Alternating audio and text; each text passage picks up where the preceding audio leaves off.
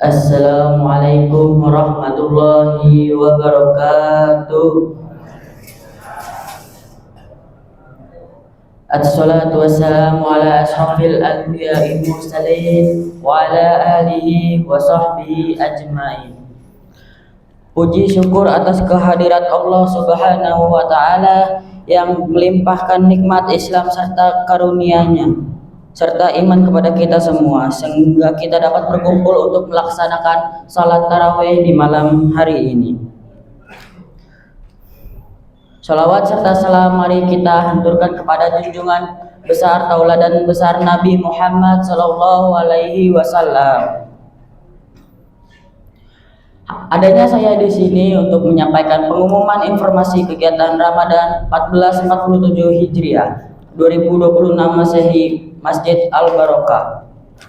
Hari Ahad 5 Ramadan 1447 Hijriah 22 Februari 2026 Masehi. Informasi yang pertama yaitu laporan keuangan Ramadan. Saldo kemarin malam tanggal 21 Februari 2026 yaitu Rp42.500.000. Pemasukan tromol tarawih kemarin malam sebesar Rp1.485.000. Dari donatur yaitu sebesar Rp2.000.000. Sedangkan infak sodako dari grup mulia sebesar Rp500.000. Saldo sementara yaitu Rp3.985.000. Pengeluaran kegiatan Ramadan yaitu sebesar Rp1.300.000 dan biaya operasional sebesar Rp415.000. Total pengeluaran yaitu Rp1.017.715.000. Saldo hingga malam ini tanggal 22 Februari 2026 sebesar Rp44.772.000. Informasi kedua itu info acara berbuka puasa atau iftar. Terima kasih kami ucapkan kepada Bapak, Ibu, saudara-saudari yang telah berinfak hidangan iftar buka puasa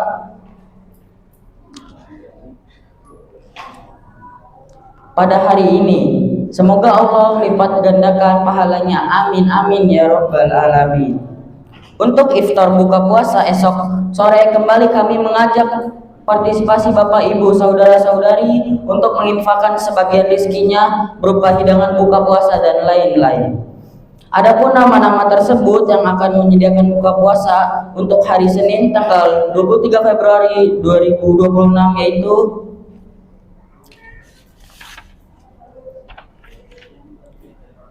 Bapak Hamdan Haydir Blok 2821, Bapak Israfi Siregar Blok 2832, Bapak Bambang Blok 2833, Bapak Yusri Blok 2834, Bapak Imron Blok 2844, Bapak Moko Blok 2712, Fadli Rahmatul Firdaus Blok 2713, Ibu Tita Novita Blok 2721, Bapak Haji Tamrin Majid Blok 2722, Hamba Allah Blok 2723, Mama Zahra Blok 2731, Bapak Idham Ardiansa Blok 2732, Ibu Airin Blok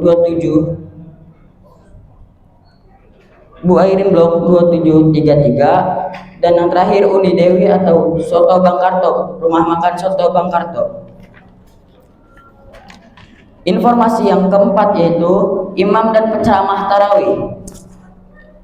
Bertindak sebagai imam tarawih pada malam ini yaitu Ustadz Munandar Abdullah MA, dan bertindak sebagai penceramah pada malam ini yaitu Ustadz Ahmad Firmansyah MA. Sementara sebagai imam tarawih besok malam yakni Ustadz Ahmad Syauqi Kamal SAG, dan bertindak sebagai penceramah yaitu Ustadz Suaib Abdul Salam Lubis. Dan Yang keempat yaitu kajian iftar besok sore akan diisi oleh Ustadz Suaib Abdus Salam Lubis. Demikian beberapa pengumuman yang dapat kami sampaikan. Mohon maaf bila terdapat kekurangan atau kehilafan. Terima kasih atas perhatiannya. Wassalamualaikum warahmatullahi wabarakatuh. Kepada Ustadz Ahmad Firmansyah MA di waktu dan tempat kami persilahkan. Bismillahirrahmanirrahim. Assalamualaikum warahmatullahi wabarakatuh. Innal hamdalillah nahmaduhu wa nasta'inuhu wa nastaghfiruh wa na'udzu billahi min shururi anfusina wa min sayyiati a'malina. Man yahdihillahu fala mudilla lahu wa man yudlil fala hadiya lahu. Ashhadu an la ilaha illallah wahdahu la syarika lah wa ashhadu anna Muhammadan abduhu wa rasuluhu la nabiyya ba'dah. Allahumma salli wa sallim ala sayyidina wa habibina wa syafi'ina sayyidina Muhammadin sallallahu alaihi wasallam wa ala alihi wa ashabihi wa man tabi'ahum ila yaumiddin, amma ba'du. Hadirin wal hadirat jamaah Masjid Al-Barakah yang dirahmati oleh Allah Subhanahu wa taala. Alhamdulillah, syukur kita kepada Allah atas nikmat Allah Subhanahu wa taala yang besar kepada kita. Salawat dan salam selalu kita haturkan kepada baginda Nabi kita Nabi Muhammad sallallahu alaihi wasallam, serta kepada para keluarganya, sahabat-sahabatnya, dan seluruh pengikut Nabi Muhammad sallallahu alaihi wasallam hingga akhir zaman. Hadirin jamaah yang dirahmati Allah Subhanahu wa taala, ada 3 amalan Bapak Ibu sekalian yang kalau kita bisa amalkan 3 hal ini dalam kehidupan kita, maka Allah berjanji Allah yang akan langsung memberikan ganjarannya dari Allah. Jadi saking besarnya pahala dari Allah itu, Allah yang langsung ngasih, gak pakai malaikat, langsung dari Allah. Bahkan dalam sebuah riwayat dikatakan saking besarnya, hadirin jemaah sekalian, pahala dari Allah itu hampir saja mizan Allah tidak sanggup untuk menimbang amalan tersebut. Nah, kita tahu ya, nanti kita setelah wafat, setelah hari kiamat ada namanya Yaumul Mizan, hari timbangan. Semua amal baik kita dan amal buruk kita ditimbang. Faman thaqulat mawazinuhu fahuwa fi 'aisyatin radiyah. Yang berat timbangannya hidup nikmat. Faman khaffat mawazinuhu fa ummuhu hawiyah. Yang timbangannya ringan, artinya banyak dosanya, fa ummuhu hawiyah, maka tempatnya hawiyah. Wa ma adraka ma hiyah, kamu tahu tidak itu hawiyah? Narun hamiyah, yaitu neraka yang menyala. Saking besarnya hadirin jemaah sekalian pahala yang Allah berikan kepada orang-orang ini, hampir saja mizan Allah nanti di yaumil akhir tidak sanggup untuk menimbang amalan tersebut. Hampir saja tidak sanggup untuk menimbang. Apa saja hadirin jemaah sekalian 3 amalan ini? Yang pertama yaitu orang-orang yang bersabar, as-sabr. Yang pertama apa? Orang-orang yang bersabar. Allah Subhanahu wa taala berfirman, "Innama yuwaffas sabiruna ajrahum bighairi hisab." Kata Allah, hanyalah Allah yang akan memberikan ganjaran kepada orang-orang yang bersabar bighairi hisab, tanpa perhitungan dari Allah. Disangkin banyaknya apa? Allah nggak hitung-hitung. Nah, kalau kita punya teman yang baik banget dermawan, kalau ngasih kita nggak pakai hitungan, kira-kira gimana ngasihnya? Wah, banyak ya. Itu ukuran manusia. Kalau ukuran Allah, Masya Allah, jauh lebih banyak lagi. Hadirin yang masakan, kenapa kok sabar ini begitu besar diganjar oleh Allah Subhanahu wa ta'ala? Karena sabar ini adalah asal mula dari seluruh kebaikan. Jadi kalau kita melihat kebaikan, maka pasti ada sabar dalam kebaikan tersebut. Maka kata para ulama, sabar itu dibagi menjadi 3 bagian atau 3 waktu, 3 keadaan. Kapan kita mesti bersabar? Yang pertama, as-sabru fi ta'atillah, sabar dalam taat beribadah kepada Allah. Mesti sabar. Hadir di masjid, sholat berjamaah, sholat tarawih, sholat witir, puasa, ya, nanti subuh sholat berjamaah lagi, baca Al-Quran, zikir. Ini mesti sabar. Kalau tidak ada sabar, berat kita melakukan amalan-amalan tersebut. Jemaah sekalian. Maka sabar yang pertama yaitu sabar apa? As-sabru fi taatillah. Sabar dalam taat beribadah kepada Allah. Sabar yang kedua, kapan kita mesti bersabar? Kata para ulama, as-sabru fi tarkil ma'siyah. Sabar dalam meninggalkan maksiat. Apalagi zaman hari ini ya, Masya Allah, akses maksiat itu begitu mudah. Kalau zaman bapak ibu dulu mungkin kalau pengen maksiat kita mesti keluar rumah, benar nggak Pak? Tapi hari ini dari dalam rumah kita bisa maksiat, dari dalam kamar kita bisa maksiat. Karena apa Pak? Karena handphone. Ya, semua ada di sini, ada jemaah sekalian. Baca Quran bisa di sini, dengar kajian bisa di sini, maksiat juga bisa di sini. Nauzubillahi min dzalik. Untuk menahan diri kita jangan sampai terjatuh maksiat harus ada sabar. Karena kenapa? Hadanya jemaah sekalian, karena kita yakin, orang bersabar itu yakin nanti Allah akan kasih yang lebih baik, yang lebih indah daripada maksiat yang kita lakukan di muka bumi ini. Kalau kita bersabar, kita akan mendapatkan surga. Apa yang diharamkan oleh Allah di dunia, nanti di surga dihalalkan oleh Allah. Khamar haram di dunia, di surga bukan lagi khamar. Sungai khamar ngalir di depan istana kita. Wanita, mohon maaf, bagi laki-laki, wanita yang bukan istrinya haram, ya kan? Tapi nanti di surga dikatakan paling tidak satu orang beriman dilayani oleh 70 bidadari. Masya Allah. Jadi kita harus bersabar. Karena kenapa? Nanti Allah kasih yang lebih nikmat, yang lebih indah. Kapan itu? Di surganya Allah Subhanahu wa ta'ala. Yang ketiga, kapan kita mesti bersabar? As-sabru indal masaib. Sabar ketika mendapatkan musibah dan ujian dari Allah Subhanahu wa ta'ala. Harus sabar. Kata Rasulullah sallallahu alaihi wasallam dalam sebuah hadis, as-sabru fi sadmatil ula. Sabar itu waktu mendapatkan hantaman yang pertama. Di waktu kita dapat ujian, contoh yang paling kecil, keluar dari masjid sendal hilang, misal, sendal hilang. Maka bagaimana sikap kita? Kalau kita bersabar, Masya Allah, inna lillahi wa inna ilaihi raji'un. Segalanya dari Allah dan akan kembali kepada Allah. Sabar. Sendal mungkin murah, iPhone hilang, kira-kira gimana?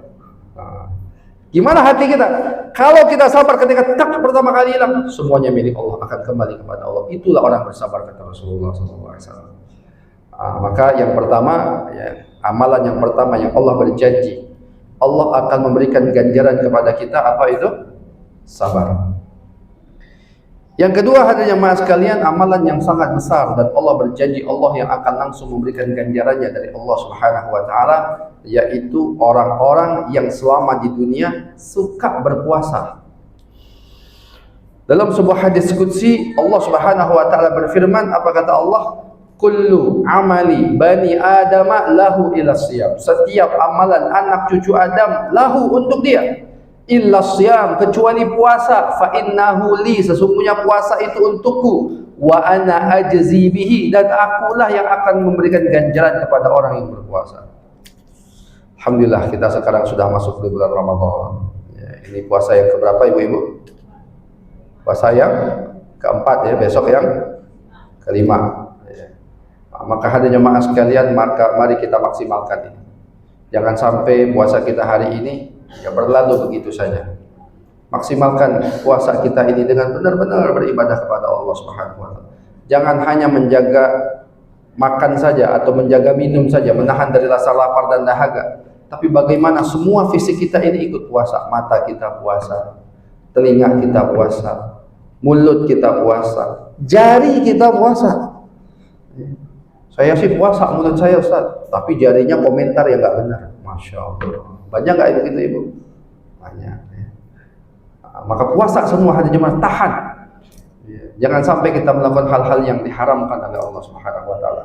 Sebagaimana sabda Rasulullah, "Kam min sha'imin laisa lahu min siyamihi illa al-ju' wal 'atas." Berapa banyak orang yang berpuasa enggak dapat apa-apa illa al-ju' wal 'atas, kecuali rasa lapar dan dahaga. Enggak dapat pahala, enggak dapat apa. Yang penting gugur kewajiban. Nauzubillahi min dzalik. Dan janji Allah, janji Rasulullah nanti di surga akan ada pintu VVIP. Pintu apa? VVIP. Kalau ada pintu VVIP, kira-kira semua orang bisa masuk nggak dalam pintu dari pintu tersebut? Ya bisa. Kita misalnya nonton bola di Stadion Senayan misalnya, ada pintu VVIP, boleh nggak semua orang masuk? Nggak boleh. Yang hanya boleh masuk misalnya gubernur, ya kan, DPR atau siapapun yang punya jabatannya, orang-orang khusus. Nah begitu juga nanti di surga itu ada pintu VVIP. Nggak semua orang bisa masuk dalam pintu tersebut. Yang Allah khususkan untuk orang-orang yang selama di dunia suka berpuasa. Namanya adalah Babur Rayyan, pintu Ar-Rayyan. Ini pintu VVIP untuk orang yang suka berpuasa. Mudah-mudahan Allah takdirkan kita masuk dari pintu tersebut insyaallah. Ini amalan yang kedua. Yang ketiga, hadirin jemaah sekalian, yang Allah berjanji Allah lah yang akan langsung memberikan ganjarannya kepada kita langsung dari Allah, yaitu apa? Orang-orang yang selama di dunia suka memaafkan orang lain. Allah Subhanahu wa taala berfirman, "Wa man 'afa wa aslaha fa ajruhu 'ala Allah." Barang siapa yang memaafkan, wa aslaha, dan memperbaiki hubungan, fa ajruhu 'ala Allah, maka ganjarannya langsung dari Allah. Memaafkan ini sesuatu yang besar, hadirin jemaah sekalian. Memaafkan ini sesuatu yang besar. Memaafkan di sini bukan kayak kita mau puasa, Pak. Ketika tangan tidak bisa bergerak, ketika mulut tidak bisa bicara, itu namanya stroke. Bawa cepat ke rumah sakit. Itu bukan memaafkan dari SMS atau dari WhatsApp, bukan. Tapi maafkan di sini dari hati. Hati kita plong, nggak ada rasa dendam, tidak ada rasa benci kepada saudara kita sesama kaum muslimin. Memaafkan ini hadirnya sekalian sifat orang bertakwa. Kata Allah ketika bercerita tentang ciri-ciri orang bertakwa, ya, dalam surah Al-Imran, apa kata Allah Subhanahu wa taala? Salah satunya wal 'afina 'anil nas, memaafkan orang lain. Memaafkan manusia. Kita ini hadirnya sekalian, kalau pengen langgeng kehidupan kita harus ada sifat maaf dan memaafkan. Suami istri, ya, kalau pengen hidupnya belanggeng, bahagia terus, panjang, enak, nikmat, harus ada memaafkan, karena tidak ada manusia yang sempurna. Ya. Saudara, adik-beradik, kalau pengen saudara adik-beradik nggak berantem, ya, kemudian langgeng hidupnya enak, ya, rukun, harus ada apa? Maaf dan memaafkan. Kalau nggak ada maaf dan memaafkan, berat kita dalam menghadapi kehidupan dunia ini. Maka seorang yang beriman itu tidak boleh punya sifat pendendam. Ya, tidak boleh punya sifat apa? Pendendam. Maafkan siapapun itu. Bahkan kata Rasulullah, ya, termasuk min akhlaqil karimah, termasuk daripada akhlak yang mulia. Apa kata Rasulullah? Al-afwu man zolamaka, memaafkan siapapun yang pernah zolim sama engkau. Masya Allah. Siapapun, bahkan orang pernah zolim sama kita, maafin dia. Maka hadirin yang dirahmati Subhanahu wa taala, ini sifat orang-orang bertakwa. Dan baginda Rasulullah orang yang pemaaf. Kita bisa bayangkan, Rasulullah itu pengennya hanya manusia itu beriman. Kalau mereka beriman, nanti mereka di akhirat masuk surga. Hanya itu saja keinginan Rasulullah. Rasulullah nggak mau jabatan, tidak mau wanita, tidak mau harta, tidak. Yang diinginkan Rasulullah manusia beriman masuk surga. Tapi apa yang didapatkan oleh Rasulullah? Hinaan, cacian, makian, bahkan percobaan pembunuhan berapa kali yang diterima oleh Rasulullah. Bahkan sampai Rasulullah hijrah, yaitu karena mau dibunuh di Mekah.